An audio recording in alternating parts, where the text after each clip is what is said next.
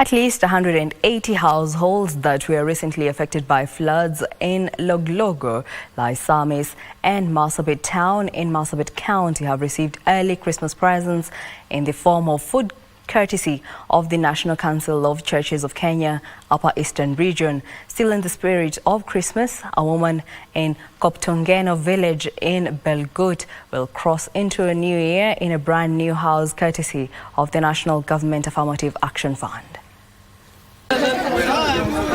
Speaking during the food distribution exercise at Loglogo, Bishop Daniel Kwampicha from the Anglican Church of Kenya, NCCK Diocese of Marsabit, appealed to Kenyans to extend a helping hand to the needy and less fortunate in the society, especially during this festive season, to also enable them to take part in the Christmas celebrations just like the rest of Kenyans. Tungependa kuomba jamii yetu wakati ambapo wanaanza kujenga manyumba ama wanaanza kushika makao, wajiepushe na kujenga mahali ambapo maji yanapita mvua inaponyesha. Manyata yetu mechukua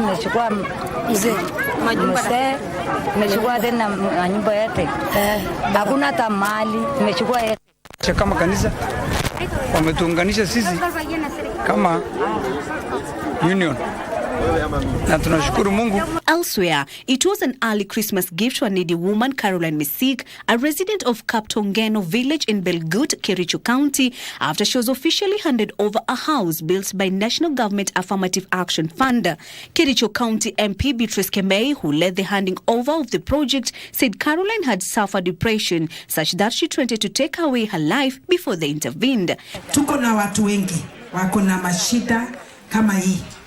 We have so many vulnerable people in our societies, and this is especially women, widows, single mothers, and even those who are married.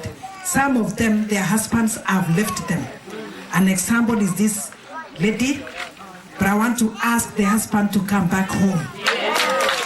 Meanwhile, young children and girls rescued from FGM and early marriage at the One More Day Safe House in Laikipia North received an early Christmas from well-wishers, being gifted clothes, foodstuff and a fun-filled day. The celebration saw the children treated to sumptuous meals and will continue until Christmas Day on Monday with a series of activities scheduled for them, including life skills lessons. Hii ni wakati mwingine ambaye community ilikuwa inatoroka kwa sababu ya project kama hii ya kuokoa watoto kutoka kwa janga ya ukeketaji na kuozwa ndoa za mapema. Lakini leo kuanzia wazee wa kijiji, wa mama ndio wamepika. Kasicha na Masha, Lunchtime News. We wish you a Merry Christmas.